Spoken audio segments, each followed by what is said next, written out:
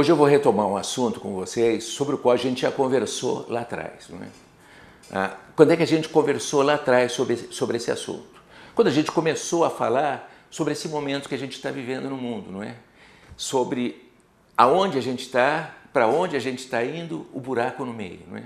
A gente está vivendo o fim de uma determinada sociedade, tem toda uma travessia para fazer e chegar do lado de lá e entrar naquilo que a gente chama aqui de admirável mundo novo, plano, líquido e colaborativo. Não é? Quem definiu e identificou isso com muita precisão foi o querido e amado mestre Peter Drucker lá atrás, em 1968, quando ele escreve um livro chamado Uma Era de Descontinuidades. Né? Nesse livro ele diz que de tempos em tempos a humanidade atravessa uma ponte, quando chega do lado de lá, queima a ponte, começa uma nova etapa na história da humanidade. Segundo ele, nos últimos 500 anos isso tinha acontecido 2 vezes e até a virada do milênio ia acontecer pela 3ª vez. A primeira vez foi lá atrás, quando Gutenberg inventou a maquininha de imprimir, né? Passou a existir a comunicação, isso mudou a característica da sociedade, atravessamos a ponte, começou uma nova etapa na história da humanidade. A segunda vez foi quando James Watt cria a máquina a vapor, começa a Revolução Industrial, nascem as metrópoles, as pessoas vão se aproximando das fábricas, atravessa a ponte, começa uma nova história uma nova etapa na história da humanidade. Né? E finalmente, mais recentemente, em 1968, ele escreve um livro chamado Uma Era de Descontinuidades, onde ele diz que a gente ia começar a atravessar a ponte de novo, depois da virada do milênio. Não é?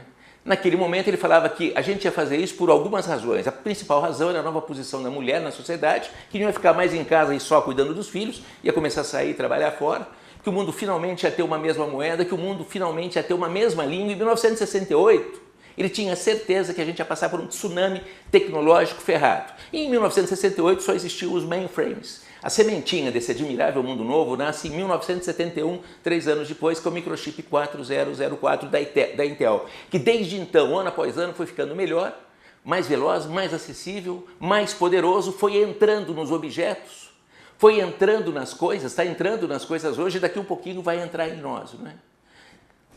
O ano passado foi um ano muito difícil para todas as empresas, né? 2016, a gente aproveitou aqui numa Diamond Mate para fazer uma reflexão, né?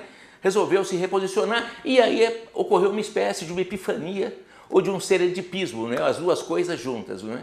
A gente teve uma descoberta, teve uma revelação, uma coisa muito forte e a gente começou a entender o que verdadeiramente está acontecendo com nós, seres humanos, nesse momento, nessa etapa da humanidade. Não é? Eu arriscaria dizer que a gente chegou à metade do caminho. Não é? A gente praticamente, depois de milhões de anos, chegou num determinado momento do mundo que a gente vai começar uma etapa completamente nova e diferente. Não é? E o que tem a ver tudo isso com o que eu falei? Não é?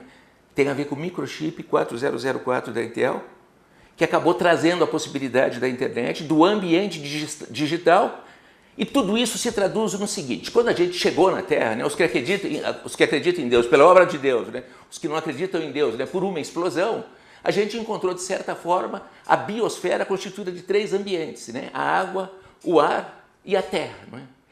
Isso nos foi dado, isso não foi uma criação do homem. Não é? Agora, finalmente, e a partir de 71, com o microchip, o homem finalmente traz e oferece a sua primeira obra. Ele está construindo o 4º ambiente. Não é? Ele agrega aos 3 ambientes que a gente recebeu, e já existia um 4º ambiente, que é a digisfera, que a gente chama de ambiente digital. Né? Digisfera é essa que está penetrando nos 3 outros ambientes que já existiam, está exponenciando os outros ambientes e está fazendo com que ecloda de verdade o novo mundo. Não é?